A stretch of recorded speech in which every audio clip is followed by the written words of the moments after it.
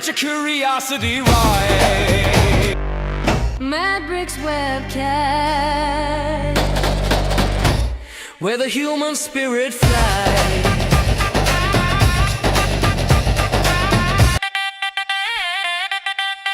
Matrix webcast. Where the human spirit flies. Hey, welcome to the MedBix webcast live from Silicon Valley. Thank you for joining, all of you. It's a little bit of still a lot of light in Silicon Valley now. So it's a lot of things going on in Silicon Valley, and I'm going to tell you a little bit about that. They let me introduce you. Oh yeah, let me introduce you the two beautiful women. One first, let me introduce you my co-host. Then I will go to the next one. Let me introduce you, brilliant, bold, beautiful Susan Tall, 6 foot tall or 7 foot, I think she said. So she's a Susan Davis. Welcome, Susan. You're such a weirdo, Ramona. I'm not 7 foot tall. Yeah, Susan. And you almost forgot me. Like, oh yeah, I've got to introduce Susan. What's going on? Yeah. So, there are a lot of things happening this week. Last week, I attended a meeting in, quantum physics Nobel Prize winner. I went to here is a very, one of the good things in Silicon Valley is a lot of action going on here. It is so much to pick up. Today, actually, Apple Developers Conference, I was invited there and I didn't go, but I may drop by tomorrow. But there is a lot of action going on here. One of the things I attended in a Stanford Research Institute called SRI, attended the quantum physics Nobel Prize winner last year. He won the Nobel Prize in quantum physics. I created an image up there. Navya, can you put that image to me? You can bring that, the picture that I took with that gentleman. No, not that one. The other one. That's my nephew. There is another one. Yes. He's the tallest guy. He's a 7 foot tall. Now that guy's 7 feet tall. Yeah, he's 7 foot tall. He's almost touching the ceiling. Yeah. His name is John Martinis, John Martini and Margarita. What a combo this is. His name is Dr. John Martini.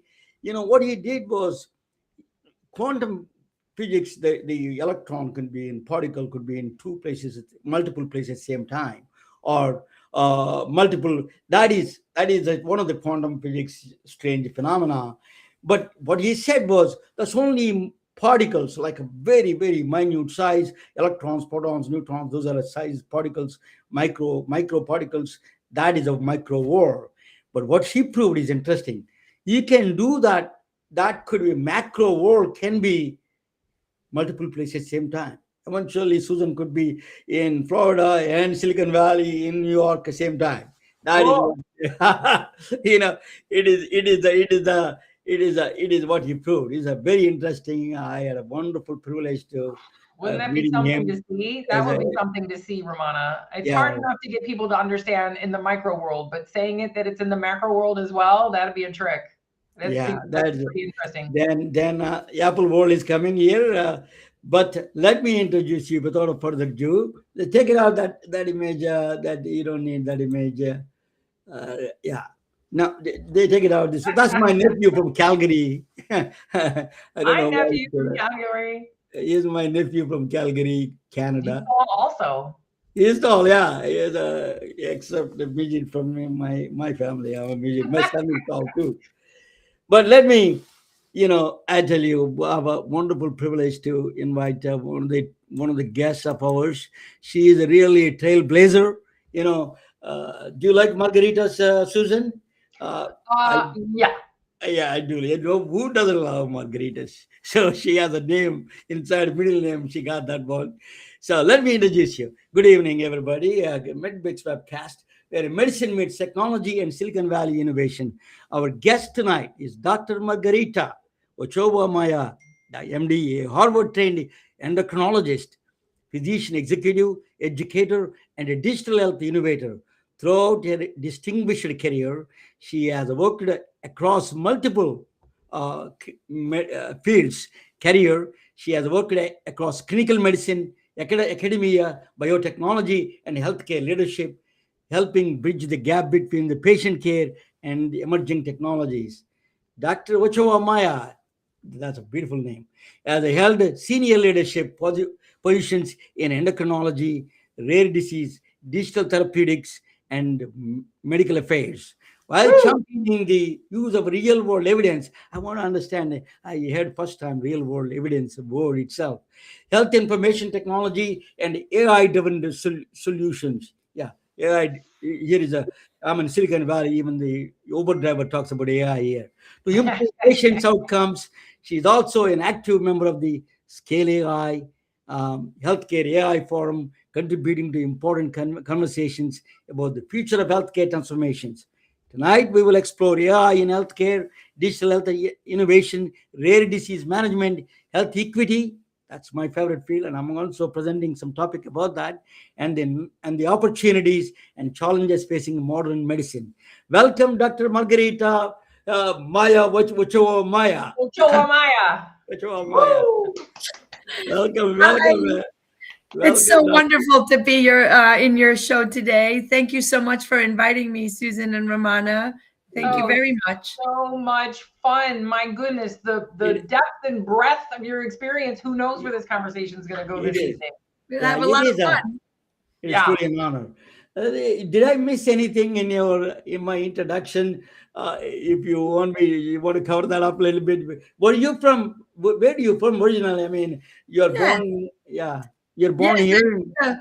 The beautiful thing is I'm a human like everyone else. But yes, I would like to start with I am originally from Colombia, South America, and I came to the U.S.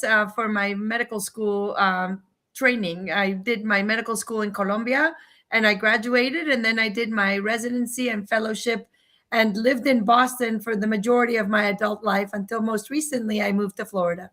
Okay. Oh, interesting. So, let me ask you, that this is one of the, you're one of the, I know Scale AI a little bit. I heard about it, people talk about here in Silicon Valley a little bit about that. Scale AI produces a lot of labeling data for a lot of that's a really engine feel for the LLMs and all the engines, right? Scale AI does that. I met a couple of people from Scale AI, I remember. So tell me, what is your contribution for that kind of a thing, what you're doing for understanding the clinical medicine. Before I do, one thing I wanted to ask you, I'm in Silicon Valley. The Palo Alto is a few miles from here, and then we are the Facebook, LinkedIn, all of them, the major company. Google is a few blocks away, but still there is a huge gap between the healthcare and the medicine. That's a huge gap. You talk about it quite eloquently about that talk about that gap, and then talk about what you're doing in this direction. Yes. So to answer your question specifically, Scale AI has been kind of powering the backbone, powering the entire artificial intelligence revolution.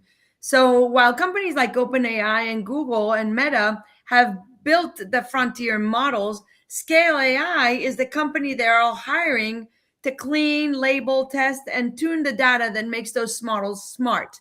So the way that I work as part of the community is that they send me some questions in endocrinology, and then we make sure that the answers are relevant and sourced properly. And in that regard, we are kind of training their algorithms through some scientific backbone and data. So I think their effort is to make sure that we are all kind of continuing to have that human input to ensure that their artificial intelligence and their algorithms are trustworthy and fundamentally based on science. Did I answer your So question, Romana? Oh, is that what you absolutely. mean? Is that what you mean by real world evidence? I mean, it doesn't get much more real world than that, right? Bringing a physician who is in an endocrinology as a specialist, and now you're helping training the models in endocrinology. That seems pretty real world, yeah? Right. And then, but real world evidence is also a new term, which isn't really new, but it's a term in which we have the evidence that we do when we do clinical trials, when we do scientific evidence, we use kind of a very curated group of patients. We have inclusion and exclusion criteria.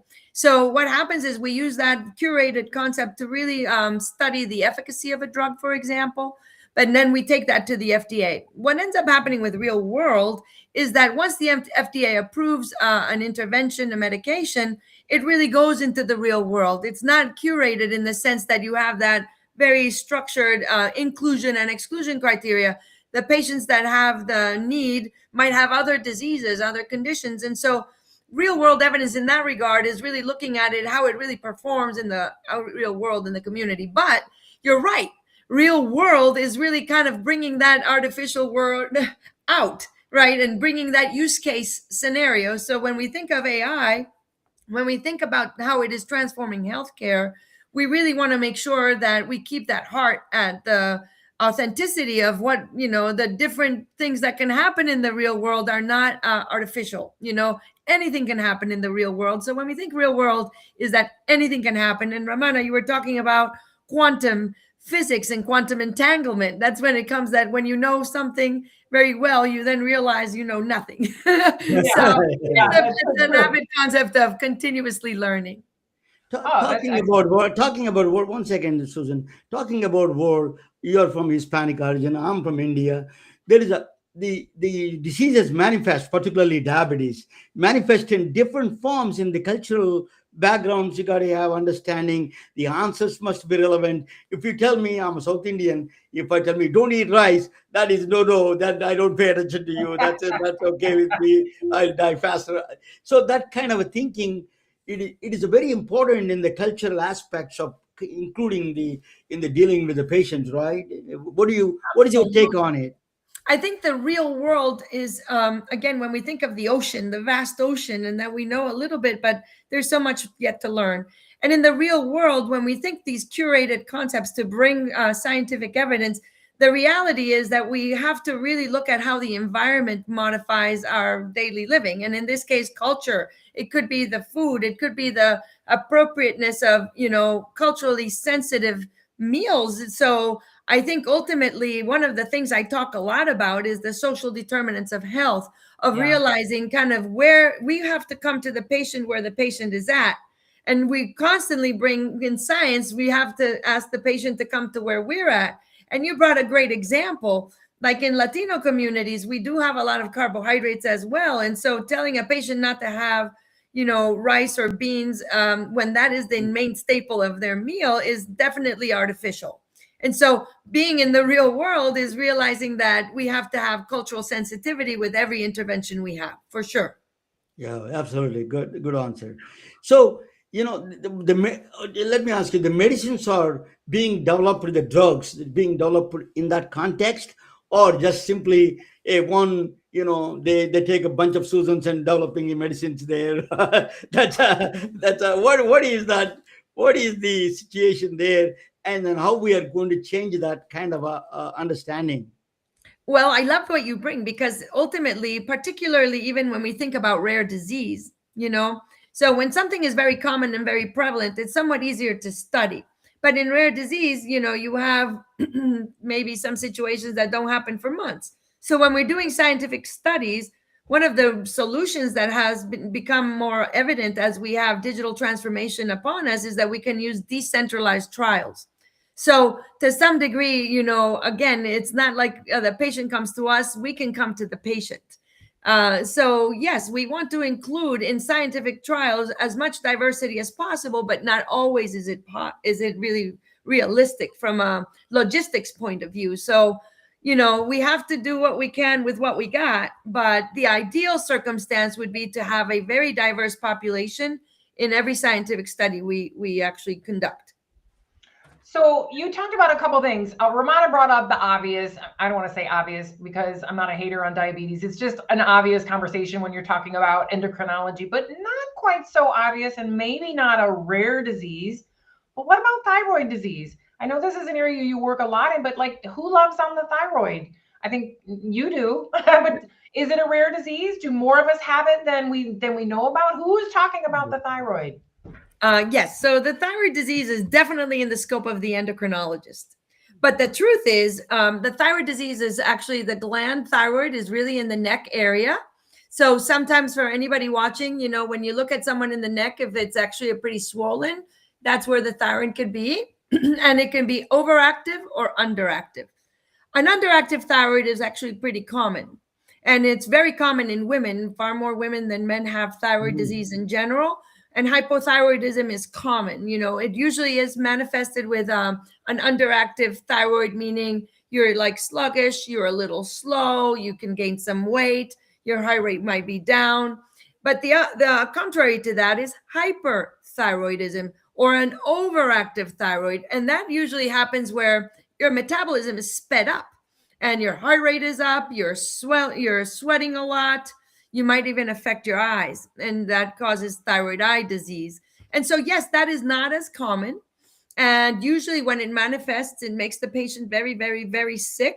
So it usually goes into purview of an endocrinologist to evaluate that patient. Yes.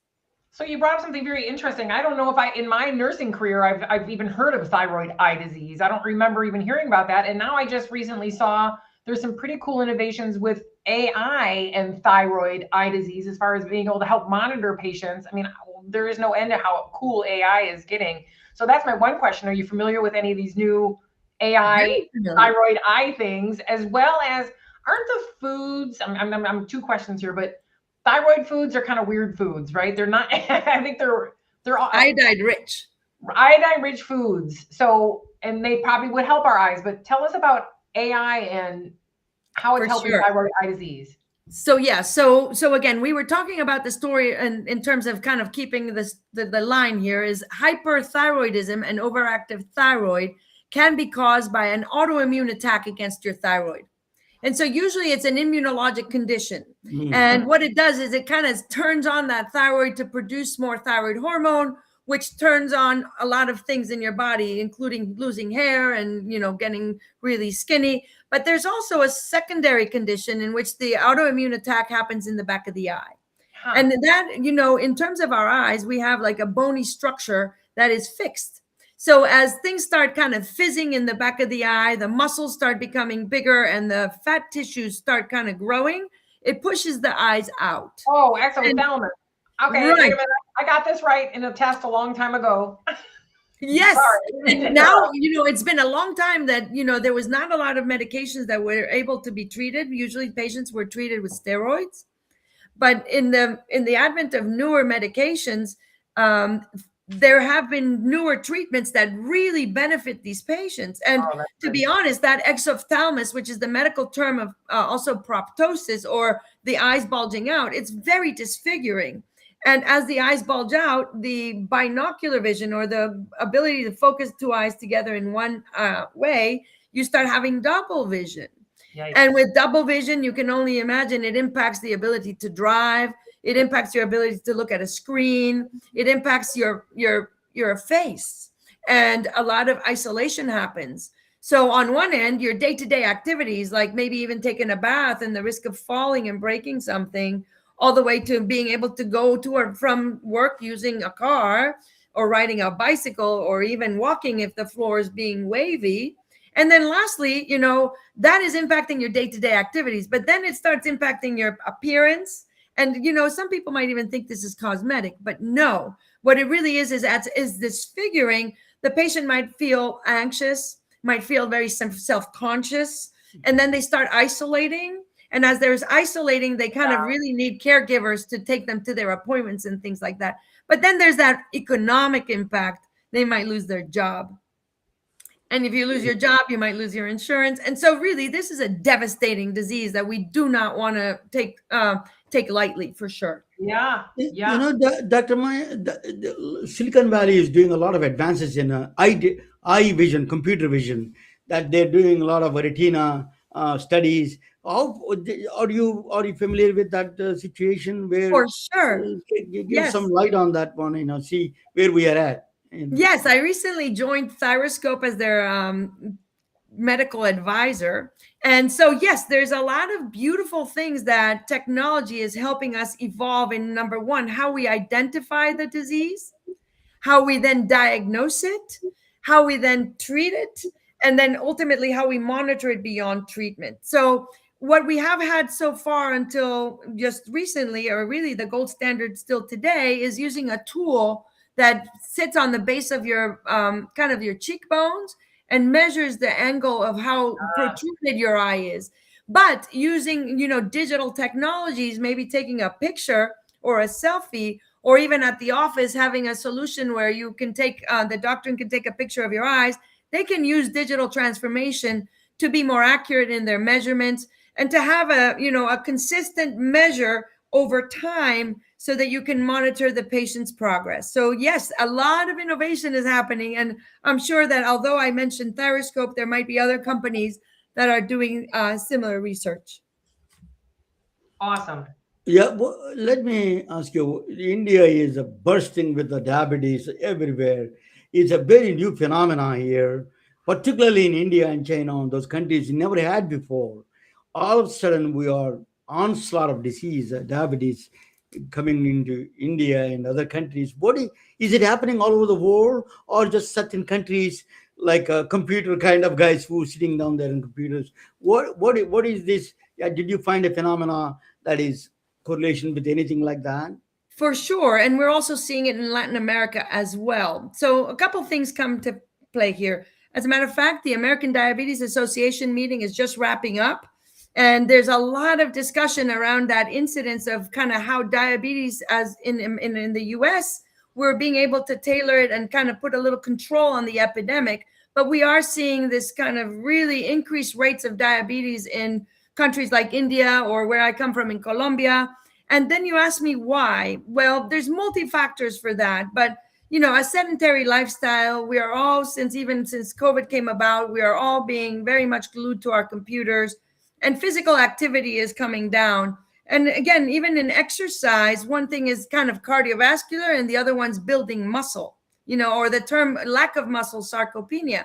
So on many aspects, we talk about physical activity, we talk about the consumption of food, and then ultimately, what this food is consisting of, right? And so carbohydrates, proteins, fat, fiber. And another very beautiful topic would be the microbiome, the bugs and the healthy bugs versus the unhealthy bugs. And so obesity is indeed becoming a clear problem in countries that are kind of in like India or Colombia. And what we need to do is scale education relative to the intake of food, the exercise, and then what our biome is doing. But then ultimately we are diagnosing more of it. And then what can we do to treat it? And with the advent of GLP-1 and the progress there, and even with the now most recently the pill, I think that these medications are becoming more affordable, more accessible. And so ultimately, what is first, the chicken or the egg? It's preventing the problem to begin with, but then also being able to treat it sooner rather than later.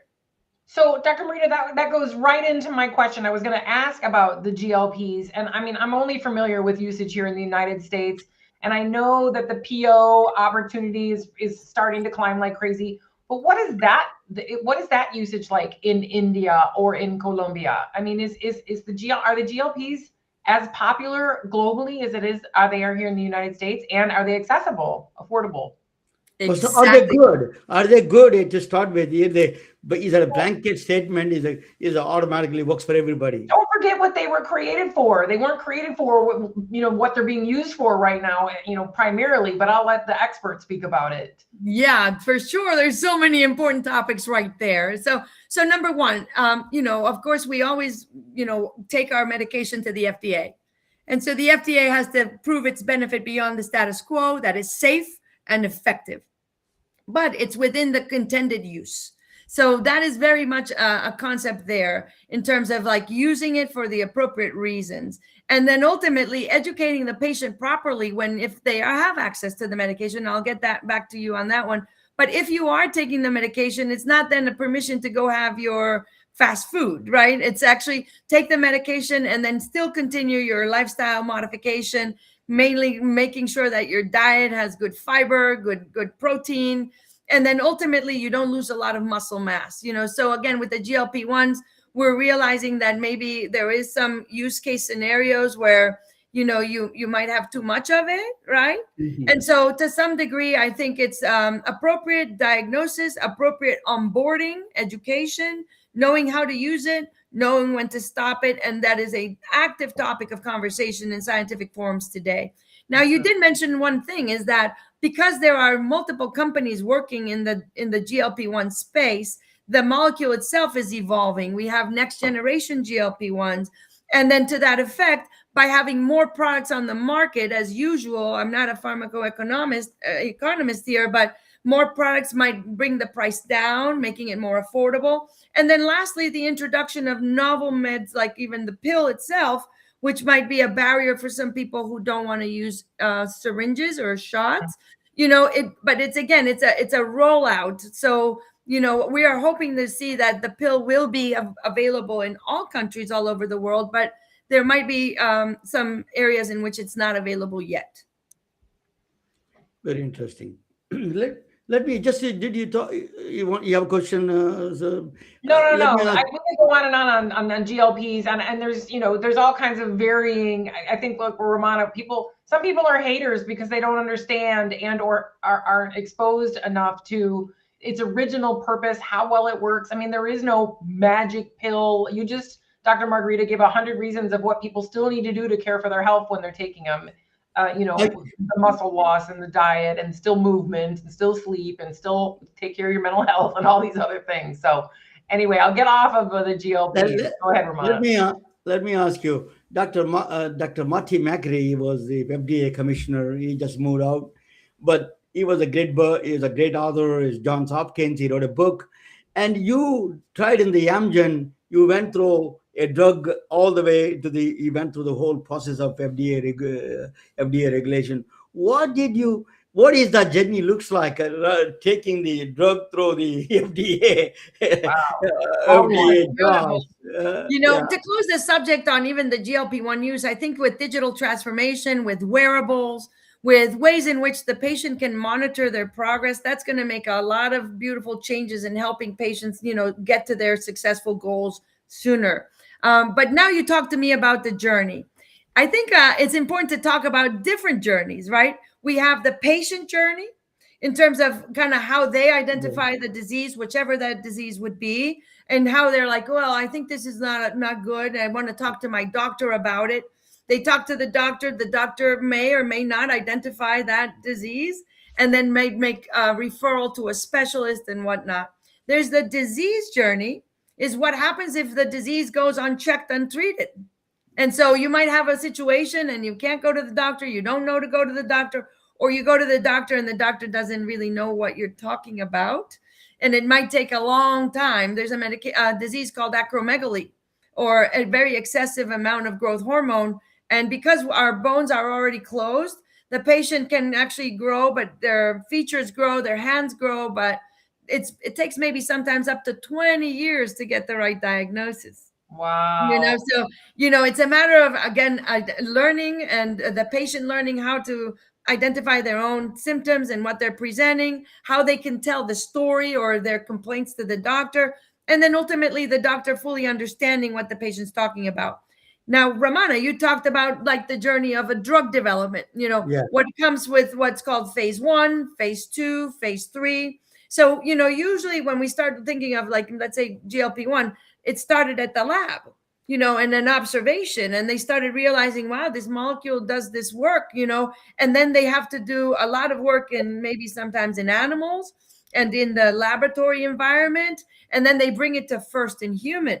That is a huge leap, right? So then now it's like, okay, now we're going to experiment with humans, and there's a lot of regulation around that. And then it's a few humans at first, and then you start growing the case to a lot of humans. That would be like a phase 3. Real world humans. Not yet. Oh. Even though it's almost real world, but it's in this case where it's before the FDA. So you have to show to the FDA that not only did you try it in 2 humans, you tried it in a good amount of humans that are suitable number for the FDA to feel comfortable. Then the FDA gives it the seal of approval. That takes a lot of time. Again, digital and AI has helped a little bit. And we saw how the COVID vaccine got developed kind of quickly. But ultimately, it takes between, 5 years to up to 10 years, so it takes, and then not to mention the amount of money that really it costs to really invest in innovation.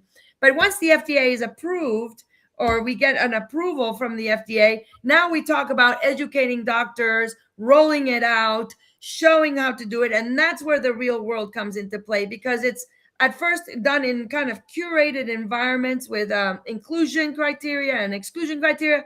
But when it comes to the real world, it's all bets are off. And so the gates are open. What the barn doors open, the horses are out. For example, it's more like, okay, so what happens if it's in the people of color, or what happens if you're a little older, or what happens if you are of childbearing age and potentially you could get pregnant. These are areas in which we have to be very strict to follow the guidance of what the FDA says. So, for example, you can't get pregnant on this medication. You absolutely, as a doctor, need to advise the patient that they cannot get pregnant on the medication. And Susan, it can happen. And so what happens when that happens, right? And so these are the things that, right. Yeah. This is where real world gets a little important. And that's why, communicating with your doctor, and even the FDA has outlets, and, we all are communicating in the scientific community to ensure, first of all, that the patients are safe. And secondly, that the intended use is causing the proper efficacy, or that it's doing the job. Did I answer your question, Roman? Yeah. Let me ask you different digital therapeutics, digital thing. When I was growing up in India, to get a phone line, it used to take 5 years. All of a sudden, the wireless phones came in, and it's a quantum jump, and a billion people have the phones now in India. It is a big transformation, quantum jump. So, do you see that kind of a transformation because of that quantum jump that for the healthcare? So you can do wearables, you can monitor them from home. Is it going to transform? We're going to transforming the healthcare into the other worlds that we were lacking before all these facilities. You think you're going to transfer that into the next level of advanced care? Absolutely. This is a beautiful point. I mean, I couldn't be more passionate about that, especially because in the field that I work in endocrinology, there's a shortage of endocrinologists. Yeah. And if we use kind of a mathematical kind of scale, this is not an accurate number, but there's, maybe under 4,000 endocrinologists in the US right now to treat about a disease. Let's say if it's obesity, 38 million people have it, right? Wow. So the average wait for an endocrinologist can be 8 months to a year. Yeah. Oh my so God. With that, you mentioned the access to wearables or access to AI in general. We see also patients, and they're a little dissatisfied with healthcare, maybe not a little, but at the same time, it's more that there's a burnout, right? There's a burnout. There's not enough time. There's not enough doctors. The patients have a lot of questions. So then from a patient perspective, they're going to AI to ask questions.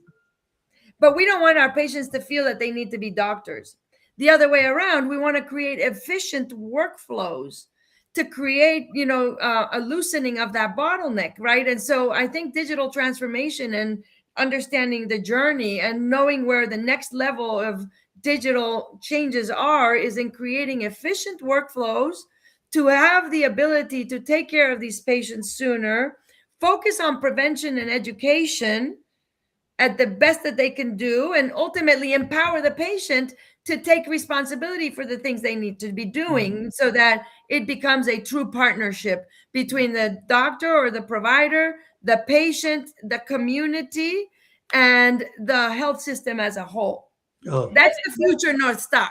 And that was so well said, very well rounded. And I'm gonna throw in there, but there's gonna be a huge part of this deal, of that cycle, that health literacy is gonna play a huge part.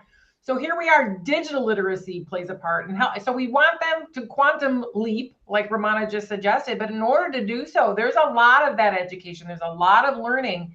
And outside of just, used to be whatever, Dr. Google, and now it's, oh my goodness, the AI.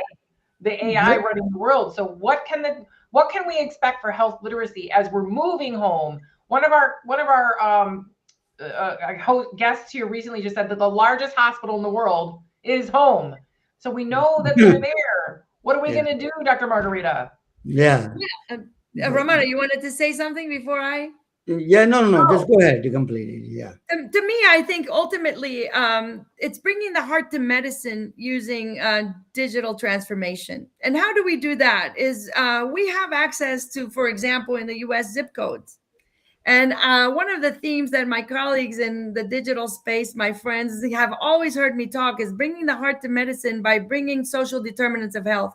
We have been asking the patient to come to us for as long as I've been in medicine and before. I think we have the possibility through the explosion of having cell phones in the hands of patients, which we did see with hope that even the older people adopted cell phones, but even at a rate that we were not expecting with COVID.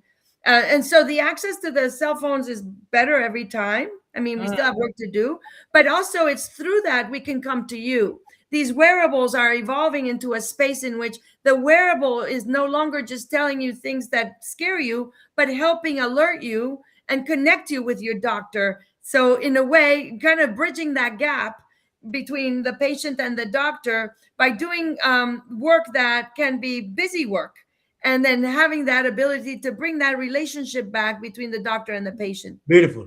Talking about social determinants and health equity, I'm going to tell a story just to remind you. We all may know about him, but let me bring you on the side, and we can talk about when you get back your experience of health equity.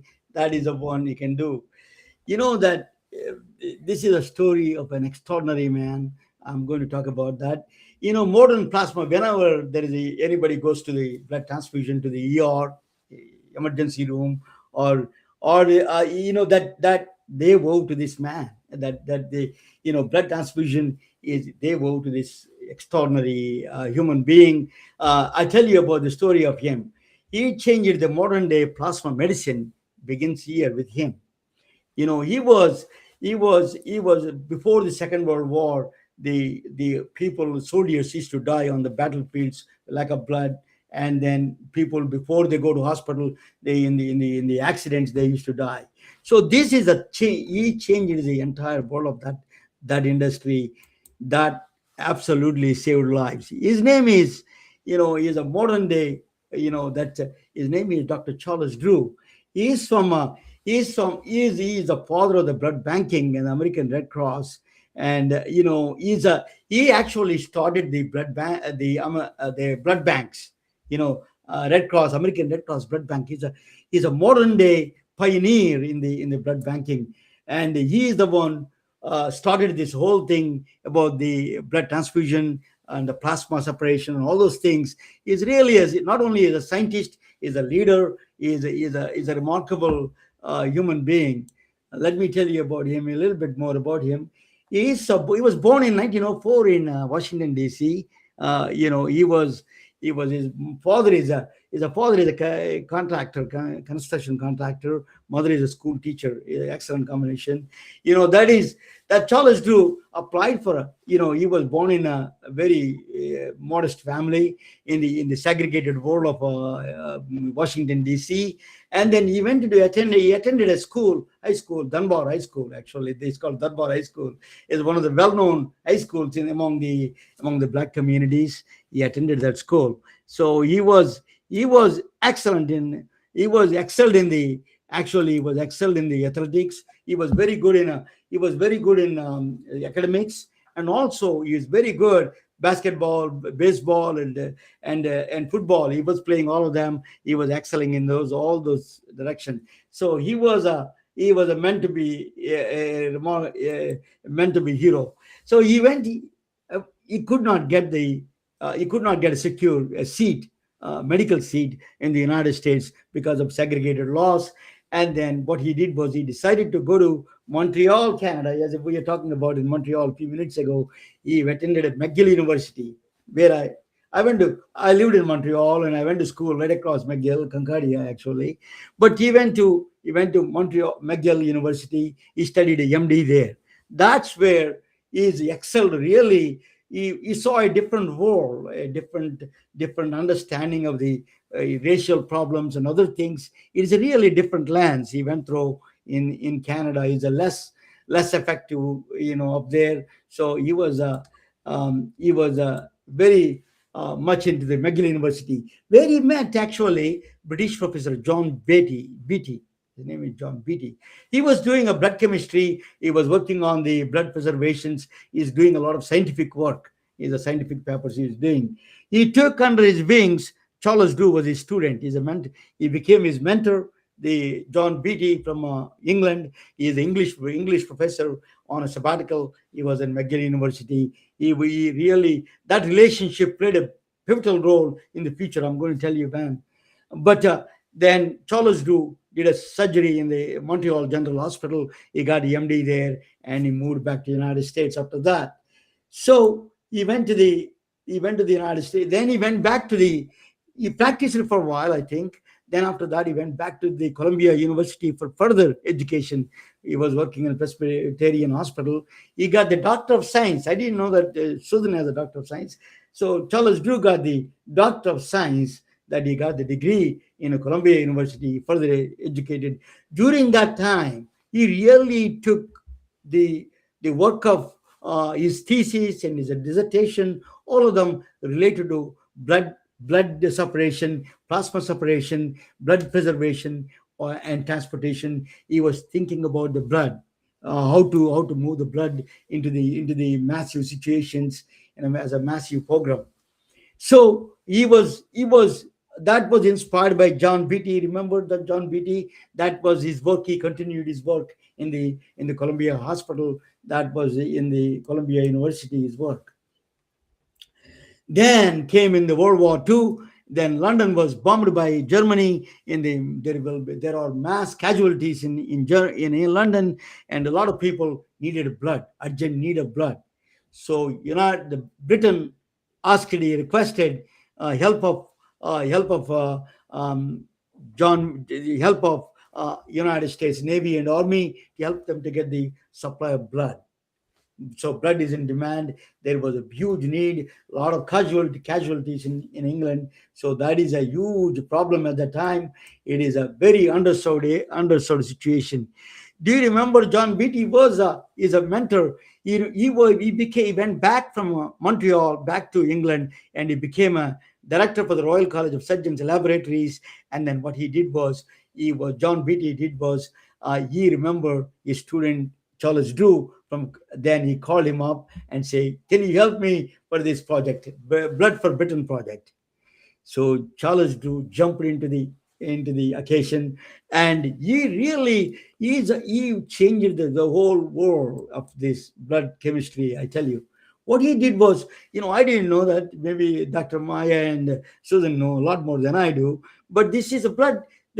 The storage of blood is a problem, is a challenging. The hours gets spoiled. Temperature is a lot of constraints for the regular blood. The whole blood cannot be. It has to be temperature sensitive, and its shelf life is very limited. And then place transportation. All of them are played a role for the whole blood. And you cannot give blood to everybody. You have to match the blood type. So what he came up with a brilliant idea. He took that. He separated the plasma from the blood. Plasma can be given to any type of blood type. I didn't know that, but that is a big jump. Then he created a dried plasma to transport easy. So he dried up the plasma. Actually, in the blood, I didn't know 55% is 55% is plasma, 44% is this is red blood cells, and then 1% white cells and the platelets and all those things. But out of the 55% of the plasma is 90% is water. So he took the water out, he dyed the dried plasma, and created an excellent storage situation. He changed the blood chemistry forever. Single-handedly, he became a scientist, and then he became a leader. He did the temperature maintenance, limited shelf life. He changed it into the plasma. Plasma could be given to anybody. He mix with the dried plasma with the distilled water, and he can give it to anybody. So that changed the whole scenario, and he really met the occasion. He became extremely popular in the U.S. Army, Navy. That was a very interesting transformation he did in the blood labs. Then American Red Cross blood bank. Then they asked him to start a blood bank, mobile blood bank. He is the founding director for the American Red Cross blood bank. If you see today the blood banks from American Red Cross, is because he's the founder of that one, Dr. Charles Drew. He was U.S. Army Navy requested him to be a medical director. He became a medical director for U.S. Army and Navy, and then he recruited mobile. He became a leader. He's a physician leader like Dr. Maya. He organized, not just a scientist, a great scientist, just like Dr. Margarita. He organized everything. He is a donate. He's a donor blood. He created a donor screening program and the collection of blood and transporting blood and then storing the blood, refrigeration, everything. He did a fantastic job in the leadership wise. He proved a very efficient administrator, not only a great scientist. He proved himself efficient administrator. U.S. Army and Navy saved him. They got the accolades, excellent accolades, but there is a dark story behind it. He could not donate his own blood to the institution he started it. His own blood, he could not give it to American Red Cross because segregation. They said that the blacks cannot be allowed to donate blood to the American Red Cross. That was a very, very sad story. In that one, he said that he raised his voice. He's a very principled. He's not a bitter guy. He was not a bitter person. He's always talks very. He said that is all blood runs in the blood is same in all veins. That's what he said. All the same blood runs in all veins. He said that, and he, in the protest, he resigned his job, and then he moved to the Harvard University in Washington D.C. Then he joined in the Friedman Hospital, I think.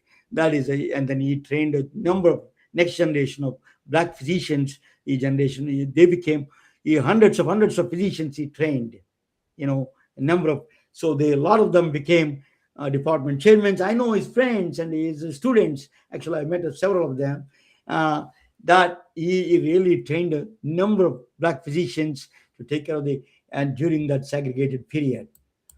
So unfortunately, bad situation was the unfortunate situation is at the age of 45, he was driving to attend a medical conference with his colleagues to the Tuskegee, Alabama. And Alabama, he was driving from Washington, D.C. to Tuskegee. On the way, he was sleepy and he met an accident, and he has some other conditions, and he could not able to, the blood clot is not clotting the blood or something. I don't know the exact. There's a problem for him, and unfortunately he died. His colleagues survived, but he died in the morning. It is at the age of 45. A brilliant doctor, a leader, died at the age of 45, who contributed to the medicine that he saved millions of lives. We could not able to save himself from this tragedy. So he died at the age of 45.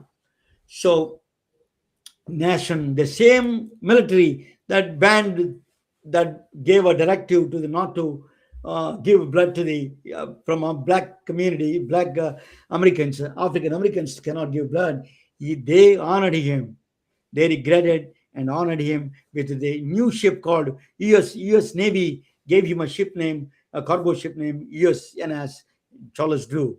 It was a fantastic tribute to the U.S. Navy and military. Sealift Command ship was named after him. That he was a pioneer in this one, and he's a short life. Then after that, a lot of schools were started on his name, medical schools, the high schools and the medical clinics, and the medical school. And then I'm a very fortunate to have a good connection with the Charles Drew Medical School in Los Angeles. That is the dean of the school, the president of Dr. David Carlisle is a good friend of mine. Is a really a pioneer. He is also a very polite gentleman. As I tell you, that is one thing that I go to the goosebumps I get when I go to the Charles Drew Medical School. I attended a lot of their functions. I try to support with my friends, and really it's an honor to present him. So Dr. Maya may know a lot more the equity and the social determinants what that people go through. Thank you for watching. Okay, Dr. Maya, you can come and talk with about that. Yeah, you're championed, social determinants and the health equity. See that gentleman is journey that people like him that paved the way for a lot of people like us and you and me and everybody else. It's incredibly moving, and the stories like those are the stories that really inspire us to maintain that advocacy for patients and for realizing even how, we are at an inflection in healthcare, and AI has the profound opportunity to tackle the most deeply entrenched systemic crisis that we have now in modern medicine, which is the diversity gap, especially in clinical research, and the access and bottleneck to patient care. And if we talk into the triad of helping patients, empower them with education so that they can meet us where we can really make a clinical impact in terms of clinical outcomes. So when we look at healthcare today, these two problems are inextricably linked, and we can see solutions come through. And so there are breakthroughs, like in the case of Dr. Drew, that when there are crises, when there are moments that are really challenging, and I feel so sad in terms of how much impact it could have continued to have Yeah. because of this car accident. But I think right now we have the opportunity to inspire other clinicians to continue to always have the patient at the center of everything that we do, and that we can use AI and use digital transformation as a tool to bring back the heart to medicine. And yes, through social determinants of health, through understanding the needs that the patient has, if it is the language, when we talk about certain medications, that they are really understanding what we're talking about. If it is really kind of what they have to do on their side, do it in a way that's motivational, culturally sensitive, and appropriate for their understanding. And lastly, when it comes to really understanding the community, we don't always talk about the healthcare burden on the caregiver.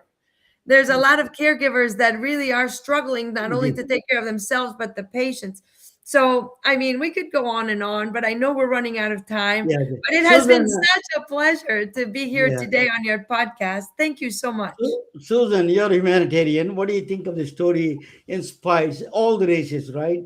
He is a kind of a inspiration for all the people in the humanity, the global thing. Just I want to take No, your it was a wonderful story. And, I actually, where my mind was going was, thanks to that man, that amazing, amazing human, look where we are today with blood products. I mean, across our country, emergency medical services are using all kinds of, blood products, whole blood. We're getting blood on scene, saving lives in the field with blood. And so this is that man's work. It's where, so his legacy lives on. But, Dr. Margarita, I agree with you. It's such a shame that his time was cut short, but his work is still with us and then some. So he's a kind of a doctor. He's inspiring people like Dr. Maya. She is the one taking the mantle of all those things. What do you think of AI and your future plans for the what do you think? A lot of people, some doctors are very hesitant about the last question for a few minutes. A lot of doctors think AI is going to replace them. A lot of doctors and nurses. What is your take on that one, Doctor? I really feel that, the future of scientific innovation is being able to find that ideal patient that we're actually hoping to treat and cure. And if it's coming from the point of, cell therapies and cancer, all the way to rare diseases and making sure that they don't feel forgotten. And then ultimately dealing with incredibly challenging problems like obesity and diabetes. I think healthcare now is at a time of critical need of inspiration and innovation, creativity, and lots of love, and really lots of love for what we do, and helping each other. And it really starts with ourselves, right? And so it starts with what you are doing, Ramana and Susan, and bringing the information to the people. And then for us to maintain that inspiration for curiosity and forever learning. So although things are challenging today, we should not get discouraged or demoralized. Inspirations like Dr. Drew and yourselves. And then I am humbled that you even compare me to that, but I would love to be a voice in making sure that we inspire everyone to partake in healthcare today. We can't say anything more than that, Romana. I mean, with lots of love, Dr. Margarita, you just wrapped it all up so brilliantly. And, I would like to close with so much love for you and your colleagues for having that curiosity, for getting outside of the walls of just this healthcare and using your brilliance in so many ways to bring that love to the people around the world. You are truly an example for physicians and practitioners of all across the spectrum to get some fresh air, use that creativity, and get out into these communities. Bring your genius, your zones of genius to the world. Patient care is wonderful and it's the heart, but there's a lot out there that you can do. Yeah. You're absolutely an honor for me, an honor and privilege, because it's a privilege in the sense that I really benefit from. I get the energy from people watching people like you to talking. That is the inspiration for this podcast. And thank you so much for joining with us. It is a truly an educational. You just gave a broad perspective of entire endocrinology and equity and the GLP-1. So you covered everything. Thyroid love. We're gonna get some thyroid love. When we all three to get together, we'll have a margaritas together. And then, yes, right? Yeah, that's a good night, all of you. Thank you so much for joining me. Good night, all of you. Have a great evening. Thank you. We are retelling their stories through our patented designs that can be worn on scrubs, t-shirts, printed on conference bags, and endless other promotional materials.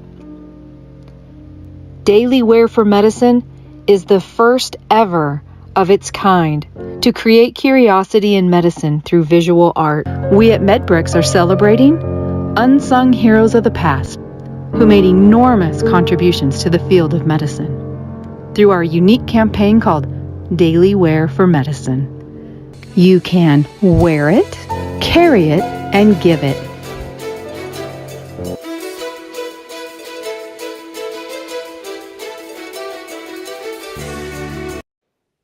Thank you so much.